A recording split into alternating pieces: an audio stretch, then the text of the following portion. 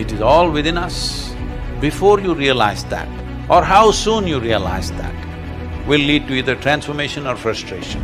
It may be just momentary for a whole lot of people, because people will feel terrified. You will see they were struggling in pain, this, that was happening. A few are bewildered, what's happening? Because they never thought this will happen to them.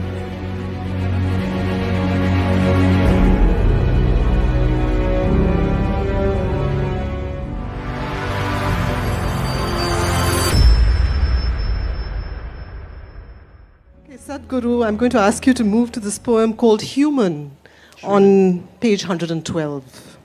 Oh, I like that number.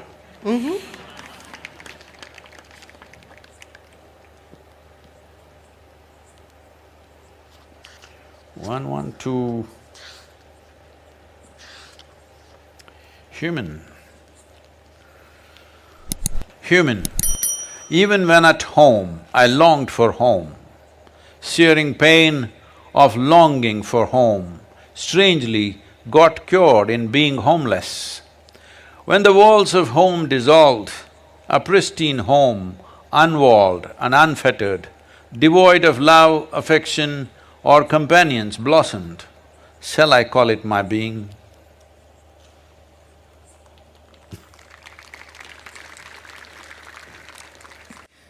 But this is a poem about home, and it is also a poem about…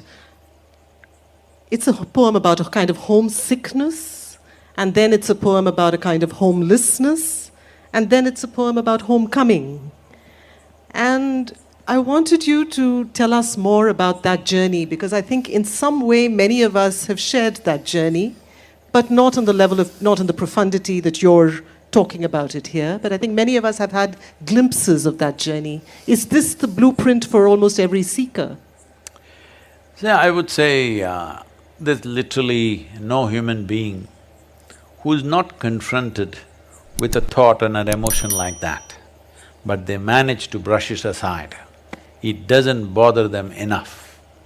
The pain of not knowing doesn't tear them, that's the whole problem. They come to terms with ignorance, they make a deal with ignorance. They will build relationships where everybody will confirm this is the best way to live. Of comfort, companionship, love, affection. These are all things you're seeking. I know a whole lot of people have raised human emotions to heavens. If you say love, they say divine love. If you say joy, they say divine joy. If you say bliss, they say divine bliss. You don't need any God's help to be joyful, loving, peaceful.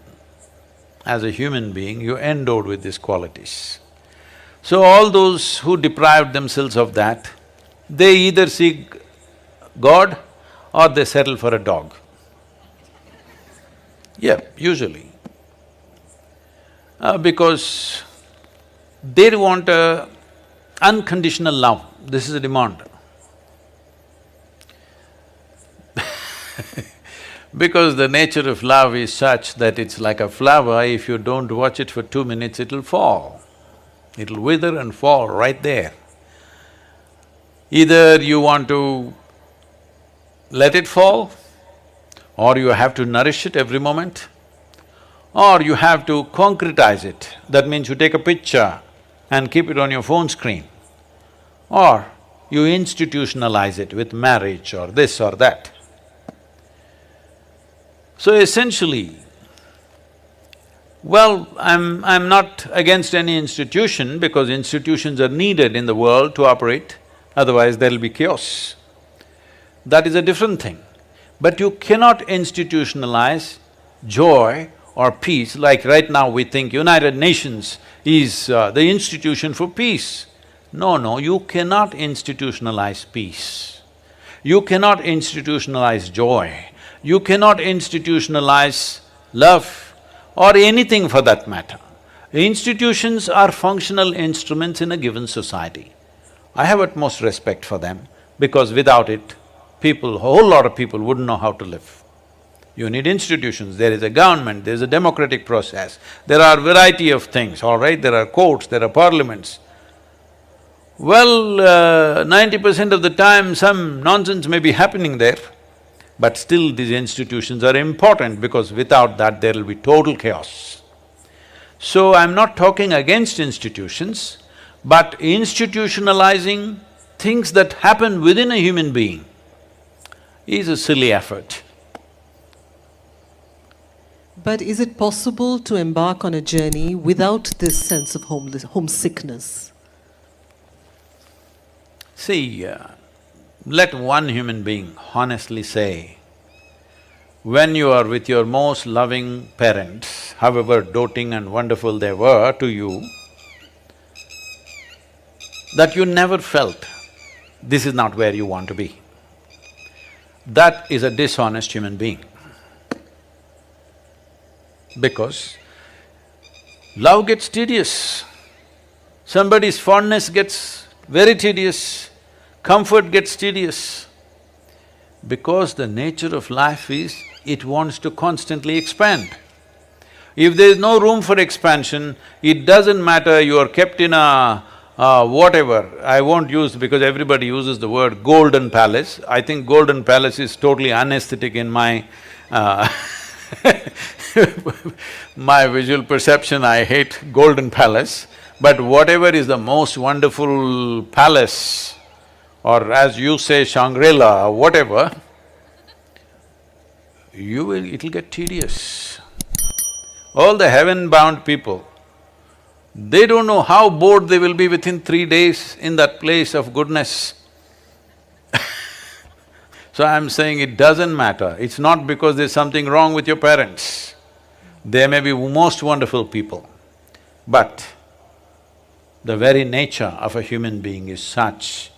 Only if you're a pet animal, if you have reduced yourself to that, you're just happy with the meals that you're getting and somebody is fondling you once in a way and you're happy with that. For that you must be a pet animal, you should not be born as a human being. Once you're born as a human being, it is natural wanting to break barriers. So when you're young as a child or a teenager, you think barriers means they're all physical. Before you understand, the barriers are not really physical. Whether you build your own house or you live in your parents' house or you live in a slave master's house, the house and walls are not the barrier. It is all within us. Before you realize that, or how soon you realize that, will lead to either transformation or frustration. And this homelessness, this whole phase of vagabondage, of being a nomad, you have poems about being a nomad. Is that also an intrinsic part of every seeker's journey? See, do not separate seekers and non-seekers, everybody is a seeker. Some quickly compromise, some endure. There is nobody who is not a seeker. Some seek and forage within their own limitations, some want to seek, some seek in a safe manner, some seek dangerously. But there is nobody who is not a seeker, everybody is a seeker. And therefore this period of homelessness or vagabondage is universal? It may not be a period for everybody, it may be just momentary for a whole lot of people, because people will feel terrified when they feel, if they just look at it and see actually, just the nature of life. Forget about your home. Suppose you left somewhere, I've seen people, when we were children, when we were growing up, Mysore has a Dasara exhibition which goes on for 1.5 months. So this is a place where all the youth will go and hang out and, there are things to eat and a lot of entertainment, shows going on, music going on, various kind of circus elements and all things going on. In this in this exhibition grounds, which is hardly maybe 10-15 acres, maybe 20 acres of land, and full of lights everywhere and shops and stuff's going on. Every day, either children or women or some men, they get lost from their families in that crowd. Maybe 50,000 to 100,000 people will be milling around and people get lost. All the time when the music show is happening, one policeman will announce, there is a child here by name Vikram, his father's name is this thing, his mother's name is this thing, he is crying here, come immediately. Hey, God damn it, we came to listen to music. If you brought a child, figure out how to hold on to you. If you don't figure that out, ask him to come and wait at the gate and pick him up there. Nothing is going to happen, all right? These are not times where great amount of kidnappings happening, anything in Mysore. Nobody kidnaps you in Mysore. At least nobody kidnapped me. So, this ridiculous thing, and grown-up women, they're lost from their husband or their family, bah, crying in the middle of the road, bah, bah. It's a well-lit place, the whole damn place is overlit, all right? There were no phones, that was the only thing. All you have to do is go near the gate and wait, or if you're a car or a motorcycle, go and wait there, or just stand there. Let's see if your man wants to find you or not. I'm saying they will be…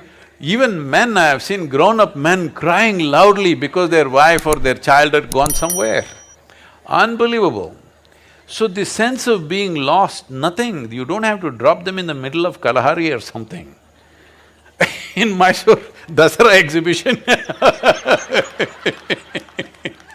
I know Mysore people will be listening and say, how can Sadhguru speak like this?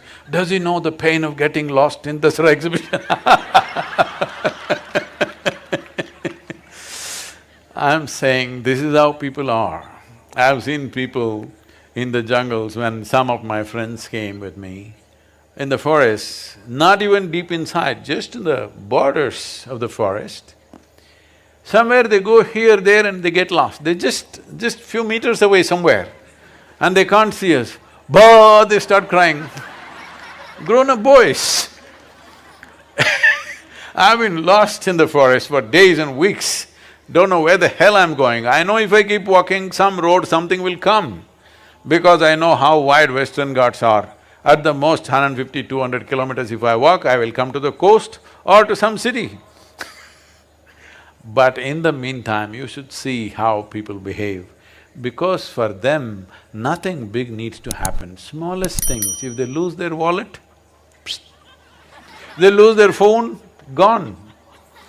Everything is gone, all right? So they don't have to lose their life. This is why I said, when a time comes when you're going to lose your body and everything that you know as life, either terror will come when they first realize that, but slowly as life starts ebbing, it gives you a certain anesthetic. This is the nature of life.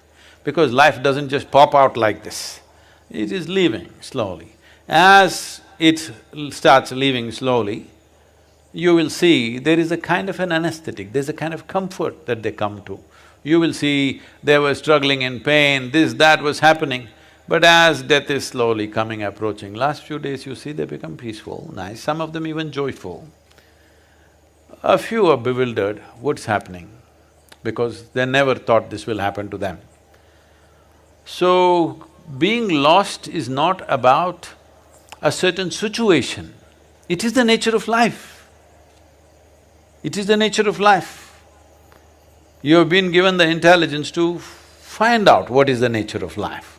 If you did not have the intelligence, if you were like any other creature, none of them have those problems. They're never lost, they're all fine. Physically, they may be lost in the terrain sometimes, but otherwise they're just fine. They never feel lost. This is the greatest privilege that human being has. You can be lost. Just believe me, if you cannot be lost, obviously you're chained, isn't it? You're chained? Of course. See, these days I've seen, especially in United States, people are taking their children with a… what do you call this? On a leash? A leash, like a dog leash. They can pull it… there is a thing where you can shorten the leash or lengthen the leash according to the traffic and whatever else is happening. A child is running, it's on a leash. Maybe for single mothers, it's a convenient way of handling, I can understand, there are no 2, 3 people to run after the child. The mother doesn't have the energy of the child because he runs all over the place. Maybe it's a practical solution, I'm not commenting about that. But one who is on the leash or a chain cannot be lost, isn't it? You need to understand, being lost is a great privilege because you are not on a chain.